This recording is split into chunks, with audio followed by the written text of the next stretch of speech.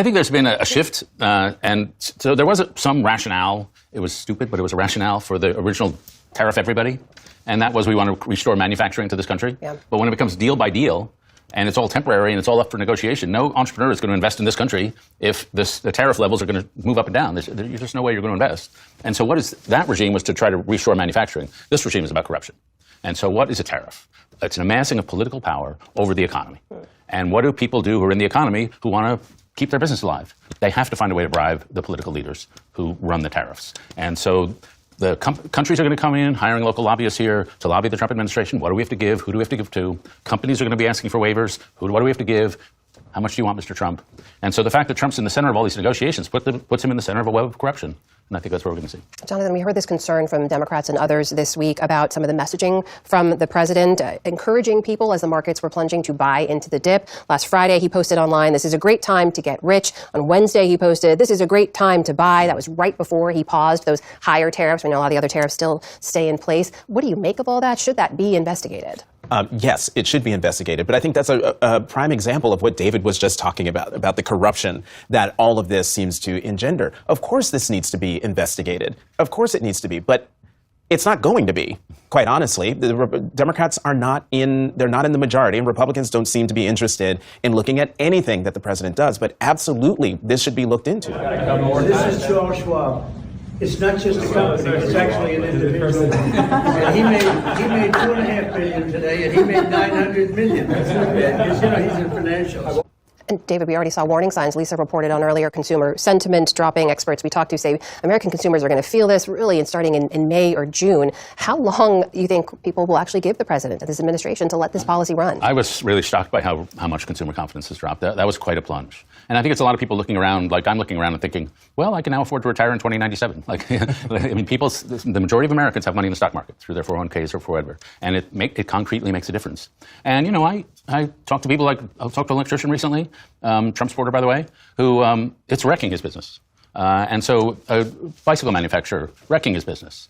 People who have built their companies over the whole lifetimes, and suddenly they have no supply. Their business no longer makes sense with these tariffs. So this is not just some political game here. This is actually touching people's actual lives. Meanwhile, Jonathan, we saw Laura reported last night on the latest executive order from the president targeting two former Homeland Security officials who worked in the first Trump administration. That was Miles Taylor and Chris Krebs. And also she reported on this larger pattern of him using his executive power, using the DOJ to go after perceived political enemies and institutions, even law firms in some cases, who we've now seen actually cutting deals with the president. What's the impact of those kinds of deals? Well, first, on Miles Taylor and Chris Krebs, let's not lose sight of the fact that even though they are former Trump administration officials in the first term, they are now private citizens. The president of the United States is now targeting private citizens for things that they have done that he thinks have wronged him. Remember, Donald Trump ran for another term in the White House saying, "I will be your retribution," and then on the campaign trail talking about going after his political enemies, seeking vengeance. This is what we're seeing. This is the result, and it should trouble everyone.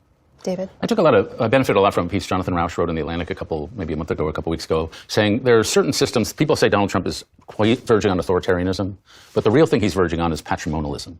And authoritarianism is based on institutions and a set of laws, but patrimonialism is the attempt to turn the government into a family business.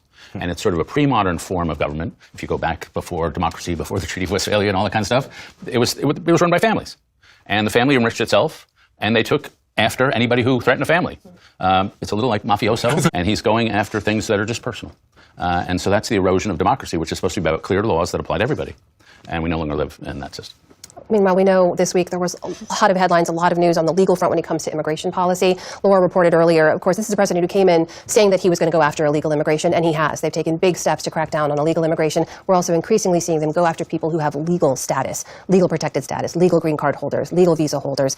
Jonathan, when you look at that, what is the strategy here from this White House? When he ran for president, he did this sort of rhetorical magic act where people heard he's going to go after violent criminals who are here, undocumented criminals.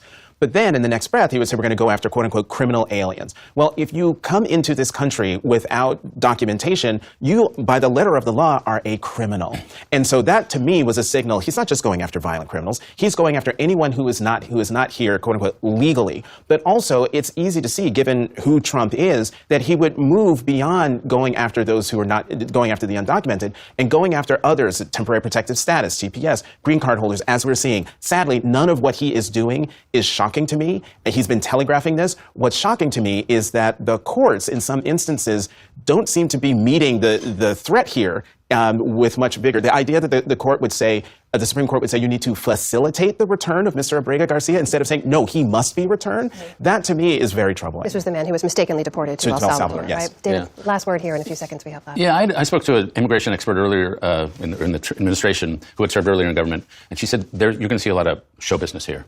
That they don't actually have the facilities to deport masses of people. We just don't have the airplane seats, frankly. But they can show their viciousness by doing big things that'll play well on Fox. And some of the deportations show they're vicious, they're tough, they're taking care of this problem. But a lot of it is show business. But the crueler, the better. David Brooks, Jonathan Capehart. Great to see you both. Thank you so much.